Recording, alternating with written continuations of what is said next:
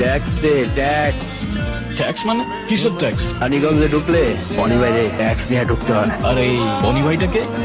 রানীগঞ্জে ঢুকছে বনি বাইরে না, কয় কি হয়? এত কথা বাড়াইস না, ট্যাক্স দে, কাইটা পার। তাইলে যারা ট্যাক্স দিতে হবে তারা এইসব বল আমার সাথে কথা বলতে ট্যাক্স দিয়ে দিব। এই তুই আমার সাথে কথা বলতেছিস না? মনে কর বনি ভাইয়ের সাথে কথা বলা গেছে। তুই আমার মারলি কেন? আমার মারলি কেন? তবে তোরে মারি নাই রে, তোর বনি ভাইরে মারছি। ও তাইলে ঠিক আছে, বনি বাইরে মারছিস। তুই যদি আমারে মারতি তাইলে বুঝতি আমি তোরে কি করতাম। কি করবি তুই? কি রে কি করবি? আরে রুশো তোমরা চলে এসেছো?